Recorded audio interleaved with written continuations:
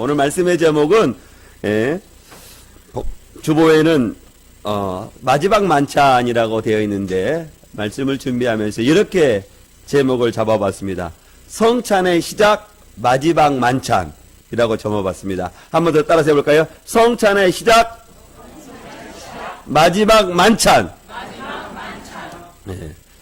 제가 이렇게 부교역자로 섬겼을 때에 섬기는 교회가 성찬식을 할 때 좀 이렇게 소란스러운 적이 있었습니다. 주일 그때 2부 예배는 여기 홈리스들 이렇게 역전해서 기거하시는 분들이 있잖아요. 그런 분들이 교회에 나와서 예배를 참석하면 저희 교회에서 이렇게 3,000원은 이렇게 개인당 3,000원씩을 주어서 많은 분들이 저희 교회에 와서 예배를 드렸습니다. 그런 분들과 함께 예배를 드리면 여기 영적인 차원에서는 참 좋은데 교회가 이런저런 어려움들이 있습니다. 어떤 어려움들이 있냐면 그분들이 이렇게 잘 씻지 않기 때문에 또 옷도 잘 갈아입지 않기 때문에 이렇게 한겨울이나 여름날 같으면은 굉장히 냄새가 굉장히 진동합니다. 그래서 그분들을 다 마치고 돌아가시면 다시 이렇게 방향제를 교회에서 이렇게 뿌리곤 했었습니다. 어느 날 성례를 행하는데 그분들이 성례를 행하는데 세례를 받지 아니하시는 분이 이렇게 성찬에 떡과 이렇게 잔을 마시는 것을 그분들 가운데 한 분이 본 거예요. 근데 그분은 저분이 세례를 받지 않았다는 것을 알고 있는 거예요. 그래서 그 사람이 먹자 그분이 옆에서 뭐라고 말하냐면 소리를 그냥 굉장히 지르면서 너 세례도 받지 않으면서 왜 그것을 먹냐고 이 예배를 드리는 사람들이 깜짝 놀란 거예요. 그러면서 자기도 그것을 떡과 잔을 먹겠다는 거예요. 그래서 저희 부교육자들이 그 사람을 찾아가서 이 세례가 어떻게 행하고 성찬을 어떤 분들이 참석해야 되는지를 저희들이 잠깐 얘기를 했어요. 다 온전하게 가르쳐 주지는 못했죠. 그런데 그 사람들이 예배를 끝나고 돈 3,000원을 받아가면서 뭐라고 말하냐면 교회가 치사하게 그 조그만한 그 떡 주면서 조그만한 포도주 주면서 그것도 안 준다고 이렇게 나아가는 거예요. 우리는 이렇게 왜 그분들에게 그 작은 떡과 작은 포도주를 주지 않는 것은 알지만 저분들은 알지 못하는 거예요. 성찬에 대한 오해에서 일어나는 것이겠죠. 성찬에 대한 오해가 우리 때만 일어나는 것이 아니고 초대교회 당시에도 그런 성찬에 대한 오해가 있었습니다. 우리가 성찬할 때 떡과 잔을 우리가 마시면서 예수님께서 말씀하시는 것처럼 내 살과 내 피를 먹고 마시라라고 말하는 이 말씀을 예수를 믿지 않은 사람들은 이 그리스도인들이 어린아이를 잡아서 먹고 마시는 걸로 오해를 해서 오히려 이렇게 교회가 어려움을 당하는 이런 교회가 있었습니다. 성찬에 대한 잘못된 오해이겠지요. 그래서 저희가 다음 주에 성찬을 또 성례를 행하는데 우리가 어떠한 마음으로 우리가 성례를 임해야 되는지 우리가 이 말씀을 통해서 본문의 말씀을 통해서 깨닫고 성찬의 바른 이렇게 행함을 또 행할 때 하나님께서 우리에게 부어주시는 은혜가 너무나도 크기 때문에 오늘 본문의 말씀을 통해서 성례에 대해서 우리가 같이 한번 살펴보기를 원합니다. 오늘 본문의 말씀은 오늘 방금 제목과 같이 최후의 만찬 최초의 성찬 시작인 것을 오늘 본문에서 말씀해 주고 있어요. 오늘 본문을 통해서 우리 여러분들이 첫 번째 깨닫기를 원하는 것은요, 유월절을 준비하라라는 것입니다. 성만찬을 준비하라는 것이죠. 성찬을 준비하자는 것입니다. 오늘 본문 17절 말씀 보니까 제자들이 유월절을 지키기 위해서 준비해야 되는데 예수님에게 우리가 어디에서 유월절 음식을 준비해야 되겠습니까? 라고 물어보고 있는 거예요. 그런데 그 질문한 날이 언제라고 말하자면 무교절 첫날이라 라고 말씀하고 있는 것입니다. 우리가 새벽마다 출애굽기를 살펴보면서 유월절이 무엇이고 무교절이 무엇인지를 우리가 계속해서 살펴보고 있습니다. 유월절을 우리가 다 알다시피 이스라엘 백성들이 애굽에서 400여 년 동안 종살이 하다가 하나님의 능력으로 그들이 애굽에서 나오는 날을 기념해서 그 유월절을 지키게 했습니다. 유월절을 어떻게 지키라고 하나님께서 말씀하셨냐면, 흠없는 수컷된 1년 된 어린 양을 잡아서 그 유월절을 지키도록 하셨습니다. 그리고 그 양을 잡아서 그 피를 좌우 문설주와 문 인망에 바르면 그날에, 그 밤에 모든 죽음의 사자가 그 집을 넘어가는 거예요. 양의 피를 잡지 아니하고 그 좌우 문설주의 인방에 피를 바르지 아니하면 그 집은 누웠던 집이라도 모든 장자가 죽임을 당하고 그에 있는 모든 가축의 초태생들은 다 죽어져 나가는 거예요. 그 유월절이 이스라엘 달력으로 원력으로 보면 아비몰이라기도 하고 니사롤이라고 하는 14일, 우리나라로 말하면 정월 14일 날이 어떤 날이냐면 유월절로 지키는 날입니다. 그 한 날이 지나가고 이 15일서부터 7일 동안 어떤 날을 지키냐면 무교절을 지키게 되는 거예요. 이 무교절의 특징은 뭐냐면, 그 집의 모든 것에 무엇을 제거해야 되냐면 누룩을 다 제거하도록 하셨습니다. 심지어 먹는 것에서도 누룩을 넣지 말고 무교병을 먹도록 하신 것이죠. 우리 예수님께서도 하나님께서 모세에게 그 유월절과 무교절을 지키라고 하신 이 말씀을 지키셨습니다. 왜냐하면 율법에 이 유월절과 무교절을 어떻게 하냐면 대대로 지킬 것을 말씀하셨기 때문입니다. 이 유월절을 지키기 위해서 예수님께서 제자들이 말씀하시는데 그 유월절을 지키는 날, 그것이 어떤 날이냐면 무교절 첫날이라 라고 말하는 겁니다. 근데 우리가 기억해야 되는 것은, 우리가 유월절이 14일이면 무교절은 그 다음날 15일서부터예요. 근데 이 예수님께서 뭐라고 말하냐면 이 무교절을 언제 지켜야 되냐면 무교절 첫날에 지켜야 되겠다라고 말씀하시는 거예요. 14일 날 밤에 지키겠다는 것입니다. 우리의 하루의 시작은 언제 하루의 시작으로 보고 있습니까? 아침에 우리는 하루의 시작으로 보고 있는 거예요. 15일 아침에 등이 뜨면 15일이 되었구나 라고 생각하는 것입니다. 그러나 유대인들은 그렇지 않습니다. 유대인들의 하루의 시작은요, 어느 달로 보냐면, 어느 때를 보냐면요, 해질 때. 이게 14일 저녁 해질 때, 이때에서부터 하루가 시작되는 겁니다. 이때 지금 예수님께서 유수의 제자들이 유월절을 지키겠다라고 말하는 거예요. 그런데 이 유월절을 어디서 지켜야 되겠습니까? 예수님에게 물어보고 있는 것입니다. 그래서 예수님께서 무월절을 언제 준비되냐라고 말씀하시자 예수님께서는 18절 말씀을 보니까 뭐라고 말씀하시냐면 내 때가 어떻게 가까이 왔다라고 말씀하고 있는 거예요. 우리 예수님께서는 이제 공생의 사역을 다 하시고 마지막으로 남은 사역, 그 사역이 무엇입니까? 마지막으로 남은 사역이 지금 본문의 말씀으로 시간상 중앙으로 보면 어떤 사역이 지금 남아있는 거예요? 십자가 사건을 남겨두고 있는 거예요. 주님께서 그래서 내 때가 가까이 왔다라는 것을 알고 계시는 거예요. 이제 예수님께서 십자가를 지셔야 될 때가 왔다는 것을 알고 계시는, 하나님께서 정해놓으신 이 카이로스의 시간이 이제 왔다는 것을 알고 계시는 거예요.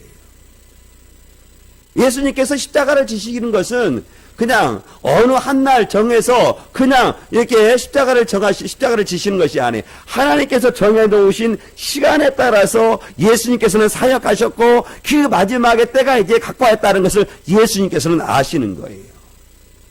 그리고 뭐라고 말씀하냐면 우리들이 어디서 유월절을 지켜야 되겠습니까? 라는 제자들의 질문에 뭐라고 말하냐면 18절 말씀 보니까 뭐라고 말씀하고 있습니까?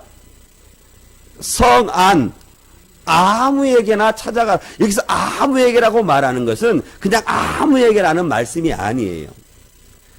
이 본문의 말씀에 더 선명하게 기록하고 있는 말씀은 누가복음이요 22장 10절에서 우리들에게 잘 기록해주고 있는데요. 그 성내로 들어가면 어떤 사람이 물 한 동이를 지고 가는 사람을 만날 것이다. 그 사람을 만나서 그 사람의 집에 가서 준비하라 라고 말씀하시는 것이 나옵니다.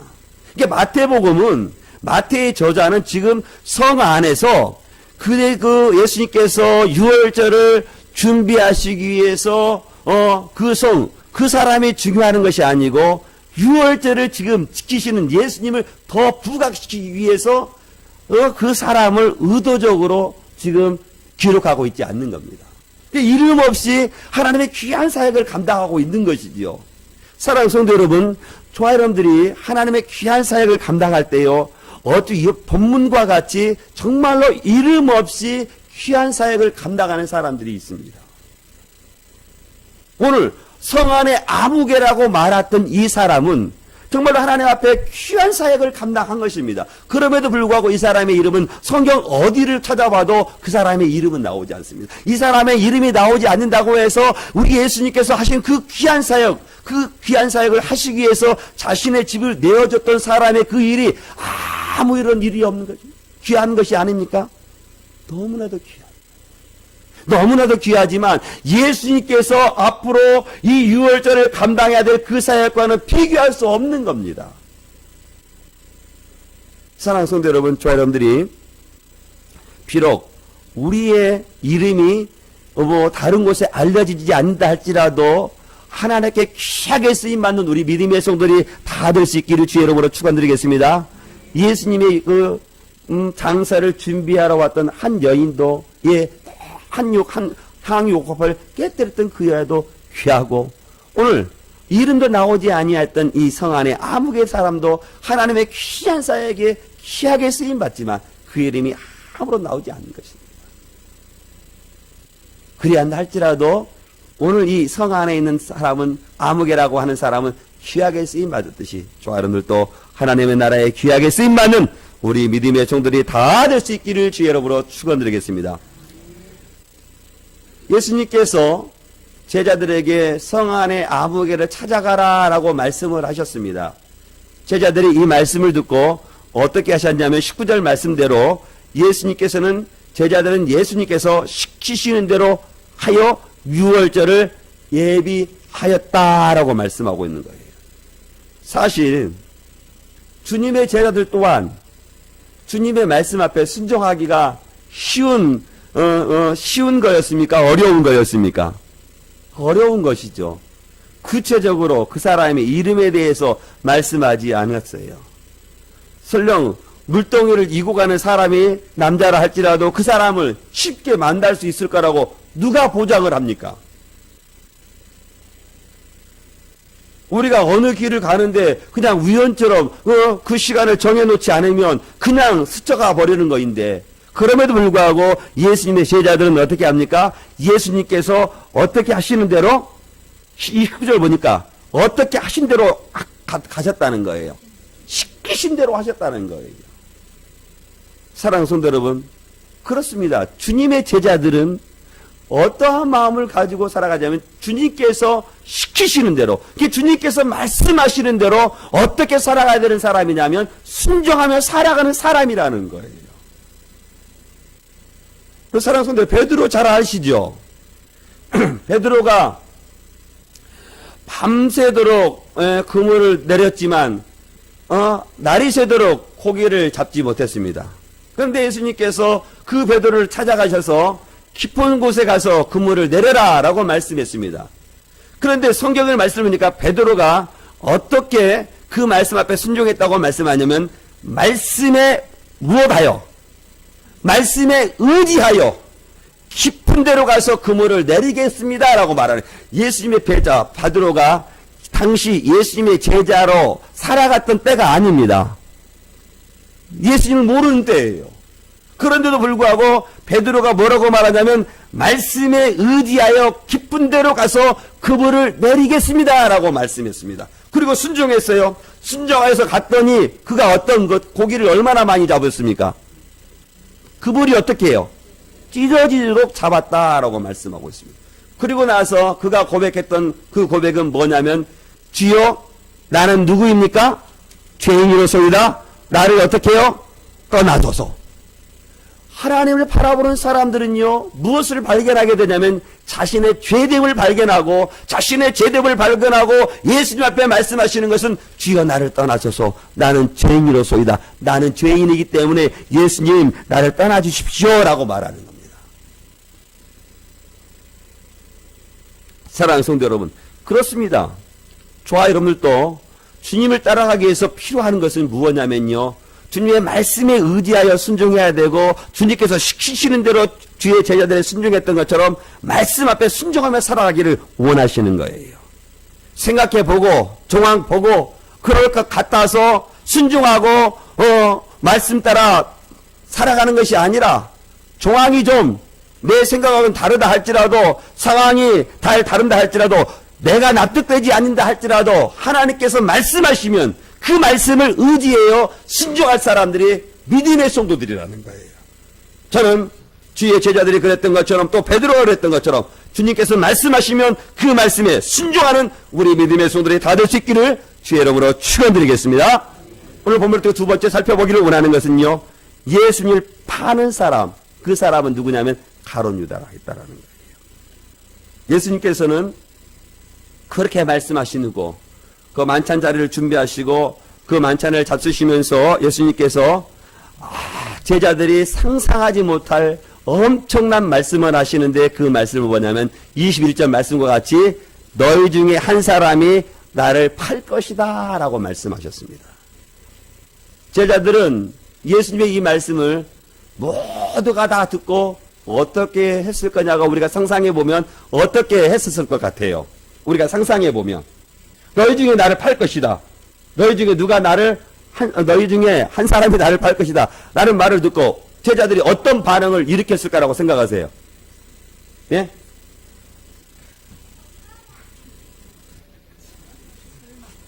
설마, 그거 너무 약해. 너무나 깜짝 놀랐을 거예요. 네, 팔지 않았던 11명의 제자들도 놀랐을 것이고, 팔려고 했던 그 사람도 놀랐을 것이에요. 11명의 사람은 누가 예수님을 팔까? 거기에 대해서 놀랐을 것이고, 팔려고 했던 그 사람은, 야, 내가 마음을 들켰다! 라는 그런 마음으로 다 누가 놀랐을 것이에요. 우리 예수님께서는 모든 것들을 다 아시고 계셨어요. 그리고 예수님의 제자들이 뭐라고 말하냐면, 22절 말씀을 보니까 뭐라고 말씀하고 있습니까?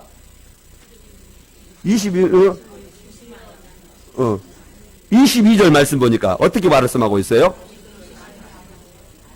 예. 제자들이 모두가 다 근심하고 뭐라고 말하냐면, 나는 아니지요. 예. 메티 에고 에이미 퀴리에 주님 저는 아니지요. 라고 물어보는 거예요. 예수님께서 제자들 한 사람 한 사람마다 주님 나는 아니지요. 나는 아니지요. 라고 말하면 예, 한 사람 한 사람에 대해서 그래 심태선 목사 너는 나를 팔 사람이 아니야. 송유구 장로님 당신은 나를 팔 사람이 아닙니다. 라고 말해주면 얼마나 좋겠어요. 그리고 가론유다 예수가 말하면 예수님 나를 판 사람이죠. 라고 말해. 그래 네가 나를 팔 사람이다. 그러면 제자들이 얼마나 마음 편하겠어요.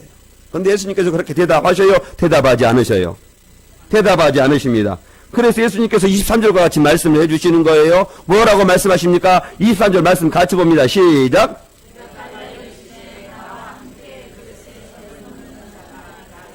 나와 함께 그릇에 손을 넣는 그가 나를 팔리라. 이 말씀을 받고 예수님의 제자들이 그 그릇에 손을 넣겠어요? 안 넣겠어요? 안 넣겠죠. 넣었다가는 어떤 사람이 되니까? 팔 사람이 되니까. 근데 예수님께서는 지금 앞으로 이 그릇에 넣을 사람이 나를 팔 사람이라는 것이 아니에요. 이미 지금 예수님의 제자들 가운데 제자들은 지금 뭘 하고 있어요? 지금 식사를 안 먹고 있는 것이 아니고 지금 어떻게 하고 있는 거예요? 먹고 있는 거잖아요. 지금 무교복을 먹고 있는 거예요. 무교복만 먹는 것이 아니고 무교복에다가 이렇게 초 같은 것을 찍어 먹는 거예요. 그러니까 이미 먹은 사람들 모든 제자들이 예수님 앞에 그 그릇 앞에 다 손을 넣었겠습니까? 안 넣었겠습니까? 넣었겠어요. 다 넣는 것입니다. 더 오리부죽이죠. 누가 예수님을 팔 사람인지 모르는 거예요. 근데 예수님께서 누구 중에 누군가 나와 함께 그래서 넣는 사람은 그가 나를 팔리라 라고 말씀하시는 것은 예수님을 팔 사람이 먼 곳에 있다라는 것입니까? 가까운 곳에 있다라는 것. 아주 가까운 곳에 있다. 제자들 가운데 한 사람이라는 거예요. 예수님을 3년 동안 따랐던 그 사람, 예수님을 지근거리에서 쫓았던 그 사람이 예수님을 팔 것이라 지금 말씀하고 계십니다. 예수님은 다 알고 계셨습니다. 그러시면서 예수님께서 24절에 말씀 보니까 뭐라고 말씀하냐면요. 인자는 뭐라고 말씀하고 있습니까?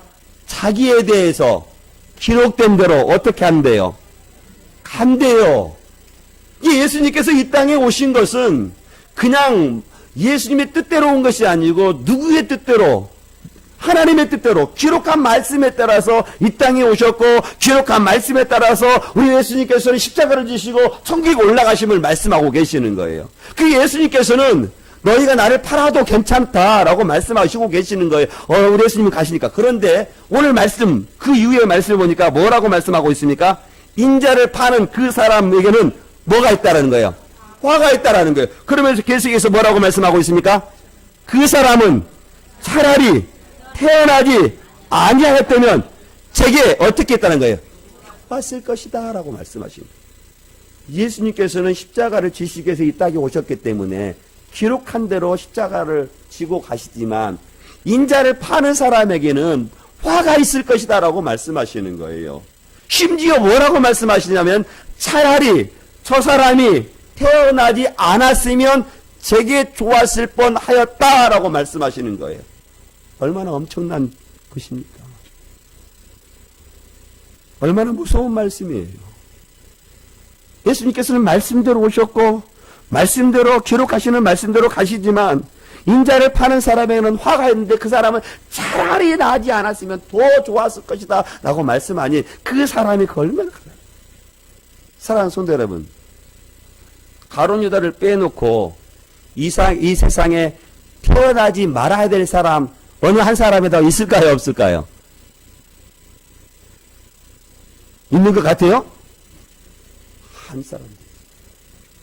반드시 태어나야만 하고 태어나서 해야 할 일이 있기 때문에 우리 하나님께서 모든 사람들을 다 이 땅에 보내주신 거예요. 우리가 때로는 연약합니다. 우리가 때로는 죄도 범하고 우리가 때로는 말씀을 어기며 살아가는 거예요. 그럼에도 불구하고 그 사람이 이 세상에 태어나지 말아야 될 사람은 아닙니다.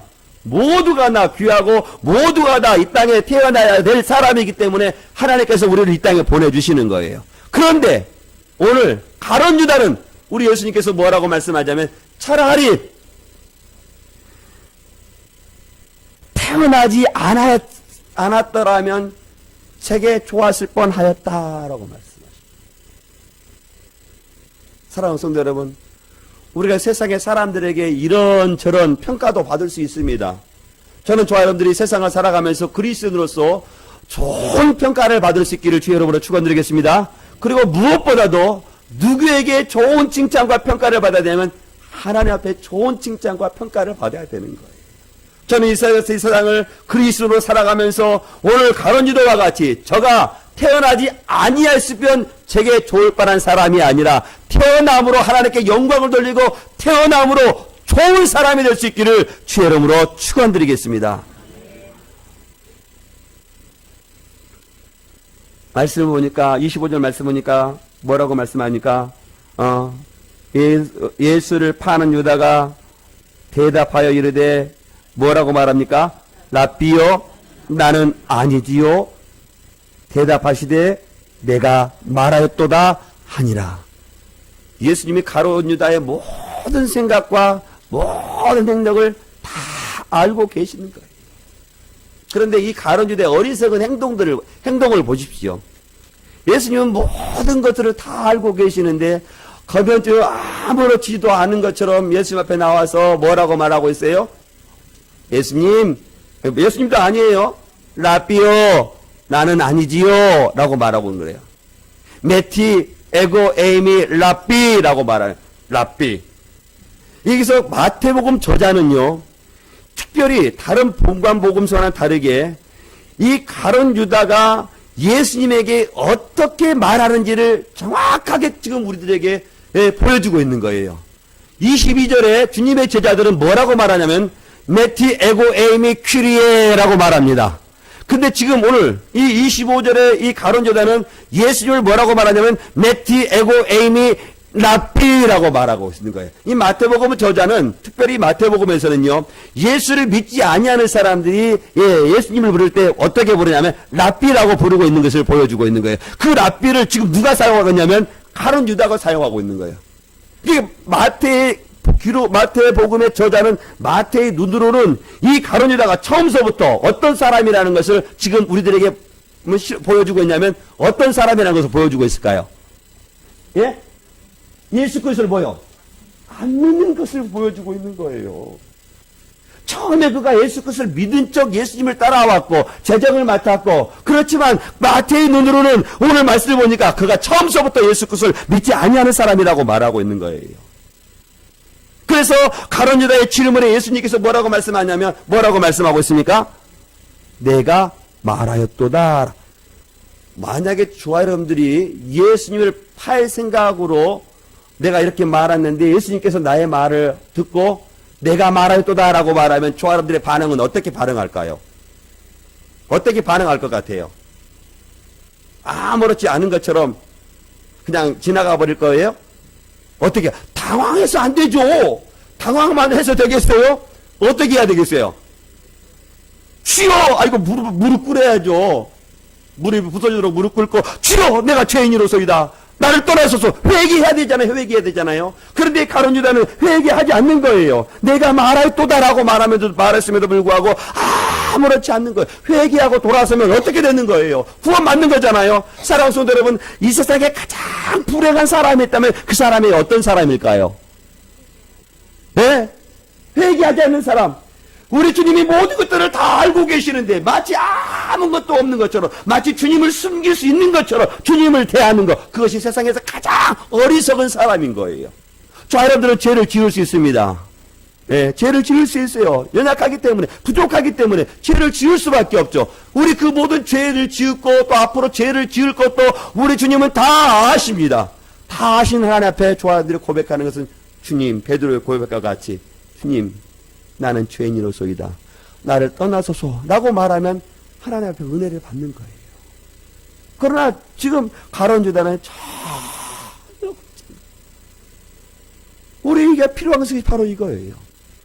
왜 우리 예수님께서 유월절에 어린 양에 되어서 십자가에 못 박이셔야 됩니까? 바로 우리의 이런 연약함 때문에, 바로 우리의 저성 때문에 우리 예수님께서 하나님 말에 어린 양에 되어서 유월절에 어린 양으로 십자가에 달리시는 것 아니겠어요? 그러니 저 사람들이 주님 앞에 나올 때마다 주님, 저는 죄인입니다. 저를 불쌍히 여기소라고 고백할 수밖에 없는 것 아니겠습니까? 그럴 때 우리가 은혜를 받는 것 아니겠어요? 그런데 가룟 유다를 보십시오. 그러니 우리 예수님께서 뭐라고 말? 차라리 태어나지 아니하였다라면 저 사람에게는, 저에게는 좋았을 것이다 라고 말씀하시는 거예요. 저는 저와 여러분들이 주님 앞에 나올 때마다 저는 베드로와 같이 우리가 고백하기를 원해요. 주님, 나는 죄인입니다. 나를 용서하여 주시옵소서. 그렇게 고백하는 우리 믿음의 소들이 될 수 있기를 주 여러분으로 축원드리겠습니다. 주님께서는 이렇게 말씀하셨다는 것은 어쩌면 제가 유추해 보면 가룟 유다가 멸망의 길로 가기 위해서 말씀해 주실 것이라고 생각하지는 않습니다. 네가 말하였도다라고 말했던 것은 하나님께서, 우리 예수님께서 어쩌면 이 가룟 유다에게 회개의 기회를 주시기 위해서 이 말씀을 직접 깨닫게 해주실 수 있을 거라고 생각을 해요. 그런데요, 어떻게 합니까? 부딪히는 거죠. 저는 우리 하나님께서 저와 여러분들에게 베푸신 은혜를 날마다 깊이 감사하시고 또 회개할 만한 일이 있다면 하나님께 날마다 회개함으로 나가는 우리 믿음의 성도들이 다 될 수 있기를 주의 이름으로 축원드리겠습니다. 오늘 본문을 통해 세 번째 살펴보기를 원하는 것은요, 성찬의 시작하심을 우리 예수님께서 보여주시고 있어요. 26절 말씀 같이 보겠습니다. 26절과 27절 같이 봅니다. 시작. 그들이 먹을 때 예수께서 떡을 가지사 축복하시고 떼어 제자들에게 주시며 이르시되 받아서 먹으라, 이것은 내 몸이니라 하시고 또 잔을 가지사 감사 기도하시고 그들에게 주시며 이르시되 너희가 다 이것을 마시라. 이 지금 본문의 말씀이요, 인류 역사상 최초로 성찬을 행하시는 장면을 지금 마태가 우리들에게 지금 보여주고 있어요. 이 성찬은 어느 종교 개혁자들이나 종교 개혁자 후예들이 이 성찬을 만드는 것이 아니고 누가 제정하신 것입니까? 누가 제정하셨어요? 예수님께서 제정하시는 거예요. 그 전까지 유월절을 지켰어요. 예수님도 유월절을 지킨 거예요. 이제는 예수님께서 성만찬을 행하심으로 유월절을 이제는 더 완성하시고 저 사람들에게 지금 앞으로 무엇을 지키라고 말씀하시는 거예요? 성찬을 계속해서 행하라고 말씀하시는 거예요. 이 성찬은 예수님께서 잡히시기 전날 밤에 행하셨고 우리는 그 예식을 기념해서 어떻게 하는 거예요? 그 은혜에 참여하는 것입니다. 유월절 만찬은 예수님께서 준비하셨어요. 그리고 예수님께서 떡을 가지시고 축복하시고 떼어주시면서 제자들에게 뭐라고 말씀하시면 이것을 받아 먹으라. 이것은 무엇이라고 말씀하고 있습니까? 예수님의 몸이라 라고 말씀하시는. 예수님께서 이제 유월절에 한 마리의 양이 되셔서 십자가에 달리셔서 살과 피가 찢기시는 그 몸을 저희들에게 먹으라고 말씀하시고, 오늘 또 27절 말씀이니까 또 잔을 가지사 감사하기도 하시고 제자들에게 주시며 이르시되 너희가 이것을 어떻게 하시라고 말씀하고 있어요? 마시라 라고 말씀하고 있어요. 주의 제자들에게 예수님께서 떡을 떼어서 주시면서 먹으라고 말씀하시고, 잔을 주시면서 뭐라고 말씀하시냐면 마시라 라고 말씀하고 있는 거예요. 이게 예수님께서는 이제 떡과 이 잔을 마시라고 말씀하시는 것은 이제 곧 예수님께서 십자가에서 달리실 예수 그리스도의 몸과 피를 지금 말씀하시는 거예요. 그것을 먹고 마시라라고 말씀하고 계시는 것입니다. 그리고 저 사람들이 그것을 기념해서 우리가 성찬을 행하는 거예요. 우리가 성찬을 행하면서 우리가 가져야 될 우리가 마음의 자세는 우리가 무엇보다도요, 우리를 죄에서 구원해 주신 그 예수 그리스도의 죽으심을 깊이 생각해 가는 거예요. 그래서 우리가 떡을 먹고 잔을 마실 때 이 떡과 잔이 왜 예수님께서 찢기셔야만 하고 왜 예수님께서 흘려하셔야만 하는지를 우리가 깊이 생각하면서 떡도 먹고 잔도 마시는 거예요.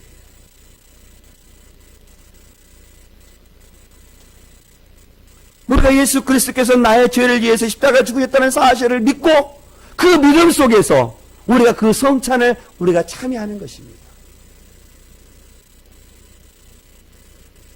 사랑하는 성도 여러분, 우리가 세상을 살아갈 때 믿음으로 살아간다고 우리가 다짐도 하고 결심도 하지만 정작 세상 속에 살아갈 때 우리가 믿음대로 살아가요, 살아가지 못해요. 때로는 살아간 분들도 있지만 때로 우리가 믿음대로 살아가지 못할 때가 많이 있잖아요. 그래서 우리의 믿음이 흔들릴 때가 있잖아요. 그래요, 그렇지 않아요?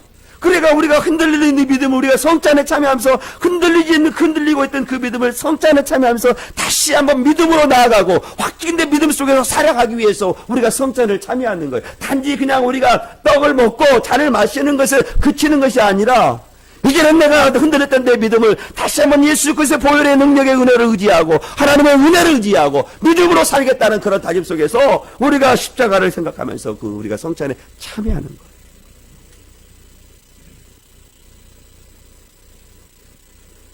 성찬을 행할 때마다 예수 그리스도의 우리를 향한 사랑을 확인하는 겁니다. 그리고 그 성찬에 참여하면서 누구와 우리가 연합하는 거예요. 떡을 먹고 우리가 잔을 마심으로 우리가 누구와 연합하는 거예요. 예수 그리스도와 연합하는 겁니다. 예수 그리스도와 하나 형제가 되는 거예요. 예수 그리스도와 우리가 연합할 뿐만 아니라 우리 모든 믿음의 성도들이 다 연합하는 거예요. 우리가 연약하고 부족하고 내가 저 사람 보면 미흡지만 우리가 성찬에 참여함으로 그 형제와 그 자매가 우리가 눕게 되는 거예요. 가족이 되는 겁니다. 가족이 되는 거예요. 그래서 좀 미워할 수밖에 없고 좀 내가 저런 마음에 틀리지만 어떻게 해야 되는 거예요? 품어주고 나아가는 거예요. 연합해서 나아가는 겁니다. 사랑하는 성도 여러분, 저는 그리스도 안에서 우리가 성찬에 참여함으로 우리 모든 성도가 한 몸이라는 사실을 기억할 수 있기를 주의 이름으로 축원드리겠습니다. 좀 보기 싫은 사람이라도 좀 내 마음에 들지 아니하는 사람이다. 저 사람은 나와 한 형제고 저 사람은 나의 가족이라는 사실을 우리가 기억해야 돼요. 피를 다는 한 형제 자매 가족에 어려움이 있으면 어떻게 하는가요? 가족에 큰 일이 있으면 어떻게 하든가요? 어떻게 하셨나요? 우리 성도님들은 모른 체 하셨나요? 내 형제가 지금 나와 함께 나이가 한 어머니 한 아버지 안에서 나는 형제가 자매가 어려움을 당하는데 마치 남 보듯이 아무렇지 않게 보냈어요? 그렇지 않았잖아요. 힘들면 찾아가서 누나가 찾아가든 형님이 찾아가든 뭐 동생이 찾아가든 위로해주고 격려해주고 또 그분이 혼자 감당할 수는 없는 것이 혼자 감당할 수 없는 것이라면 나의 것도 좀 내어주고 이렇게 세워주고 나아가는 거다. 우리가 그런 형제와 그런 자매라는 거예요. 그리스도가 연합해서 우리가 모두 한 자매라는 그 사실을 우리 성경을 통해서 우리가 말씀하시는 거예요. 그래서 그 성찬을 통해서 영적으로 임재하신 우리 예수님께서 우리들에게 말씀하시는 것은 이 잔을 마시라, 이 떡을 먹으라라고 말씀하시는 거예요. 그래서 이 몸은, 이 떡은 너희를 위해서 찢긴 나의 몸이라 말씀하시고, 이 잔을 우리들에게 주시면서 이 잔은 너희를 흘린 너희 죄를 위해서는 나는 나의 피라라고 말씀하시는 거예요. 그러면서 29절 말씀 보십시오. 우리에게 뭐라고 말씀하시면 29절 말씀 같이 보겠습니다. 시작. 그러나 너희에게 이르노니 내가 포도주나 나무에서 난 것을 이제부터 내 아버지의 나라에서 새 것으로 할렐루야. 이 성찬이 우리에게 슬퍼하고만 우울하게만 하지 않은 이유가 바로 여기에 있는 거예요. 우리 예수님께서 주님의 제자들과 또 조아름들에게 어디에서 또 이렇게 새롭게 마신다고 말씀하시는 거예요. 아버지의 나라에서 우리가 다시 한번 모두가 다 새롭게 마시는 날이 있을 거라는 거예요. 이 땅에서 조아름들이 계속해서 성찬을 행하고 떡과 잔을 마시지만 우리가 주님께서 우리에게 재림하신 그날, 우리 주님께서 우리 재림하는 그날 다시 우리가 모두가 다 모여서 다 마실 날이 있다는 거예요. 그러니까 성찬을 우리가 행하면서 십자가를 깊이 생각하지만 슬픔과 우울 속에 우리를 잡아두지 아니하고 또 성찬을 행하면서 앞으로 주님의 나라가 임할 텐데 그때 저와 여러분들이 예수님과 함께 다 또 새로운 것을 마실 날을 기약하면서 즐거움 속에 소망 가운데 우리가 성찬을 행해야 된다는 거예요. 사랑하는 성도 여러분, 성찬이 얼마나 우리에게 귀하고 아름다운 것인지 우리 예수님께서 그것을 지금 행하고 계시는 거예요. 성찬을 행하면서 믿음의 주 온전케 하시는 그 예수를 바라보라 라고 말씀하는 그 히브리 기자를 우리에게 말씀하시고 우리가 성찬을 행하면서 그 믿음의 주를 바라보고 우리를 온전케 하시는 예수 그리스도를 깊이 생각하는 것입니다. 그 속에서 우리가 세례도 받아야 되고 성찬도 받아야 되는 것 아니겠습니까? 성례는 세례와 성찬이 있지요. 세례를 어떤 분들이 세례를 받아야 되지요? 몰라서 물어보는 게 아니에요. 우리 중에 이미 다 세례를 받았고 우리는 이미 다 성찬에 참여한 사람 분들입니다. 다시 한번 리마인드 하기 위해서 우리 세례는 어떤 사람들이 세례를 받죠? 예수 그리스도를 구세주로 믿는 사람들이 세례를 받죠? 예. 그리고 그 예수 그리스도를 구세주로 믿는 사람들이 어디에 참여하는 거예요? 성찬에 참여하는 것이죠. 그래서 예수 그리스도 연합할 때 그리스도께서 우리에게 놀라운 효과를 주시는 거예요. 새 백성이 되고 하나님의 그 언약 가운데 참여함으로 나아가는 거예요. 그러나 세례는 몇 번 받아요? 한 번 받으면 돼요. 성찬은 그러면 몇 번 행해야 돼요? 고린도전서를 말씀은 언제까지 행하라고 말씀하셔요? 주님 오시는 그날까지. 주님 오시는 그날까지 계속해서 성찬을 우리가 참여함으로 그리스도의 사랑을 확증하고 우리가 예수 그리스도의 깊은 그 연합의 동체로 참여하는 거예요. 우리가 그렇게 되면 하나님께서 우리에게 성령의 강력한 역사가 우리에게 임하시는 하나님의 임재를 체험하고 그리스도 안에서 우리가 성도들이 하나가 되는 것을 확인시켜주고 확증시켜주고 그런 거예요. 그래서 성찬을 행할 때 우리는 그 복음의 약속을 더욱더 어떻게 하면 확신하며 살아가는 거예요. 확신하며. 그래. 우리 예수님께서 우리에게 약속했던 이 성찬을 행하면서 확신하며 살아가는 거예요. 이 성례는요, 우리 하나님께서 보여주는 말씀으로 우리에게 남겨주신 거예요.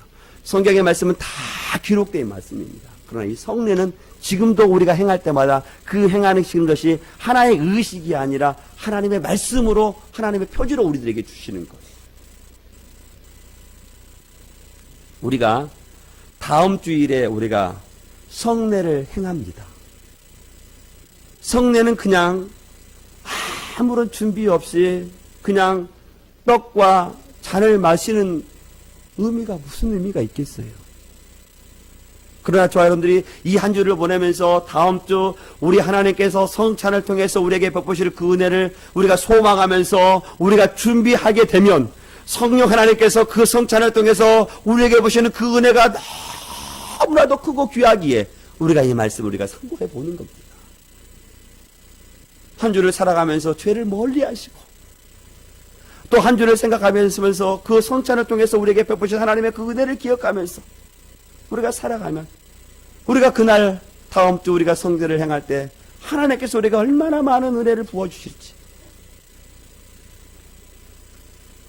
나를 위해서 십자가에 죽으신 예수 그리스도의 은혜에 감사하고 죄를 멀리 하면서 한 주를 보내고 나서 내가 그 예수 그리스도의 떡을 먹고 잔을 마실 때 하나님께서 우리에게 얼마나 많은 은혜를 주시겠어요. 저는 한 주를 성례를 한 주가 납두고 있는데 말씀과 같이 이 한 주는 말씀을 깊이 묵상해 보시고 또 죄와는 정말로 피 흘리기까지 싸워서 이 한 주 죄를 멀리 하시고 성례를 통해서 하나님께서 우리에게 보실 은혜를 바라보면서 한 주를 사랑하는 우리 믿음의 성도들이 다 될 수 있기를 주의 이름으로 축원드리겠습니다. 축원드립니다. 우리 같이 기도하겠습니다. 사랑과 은혜가 풍성하신 하나님 아버지, 참으로 감사합니다. 오늘 또 하나님 아버지 주께서 마지막 만찬을 행하시며 첫 번째 성례를 행하신 이 말씀을 통해 우리 접했습니다. 하나님 아버지 저희들 이 떡을 먹고 마실 때마다 주의 오심을 기약하면서 또 앞으로 오실 예수 그리스도를 바라보면서 우리의 믿음이 다시 한번 들릴 때마다 성전을 통해서 우리의 믿음이 확고해지게 하시고 굳어질 수 있도록 은혜를 내리어 주옵소서. 주께서 아버지 한 주간도 우리 믿음의 손들을 붙잡아 주시고 죄는 멀리 떠나게 하시고 아버지 혹여 새 아버지 죄를 지었다면 함께 곧바로 회개함으로 아버지 성전에 참여하는 우리 믿음의 성도들이 다 될 수 있도록 은혜를 내리어 주옵소서. 감사하며 예수 그리스도 이름으로 기도하옵나이다. 아멘.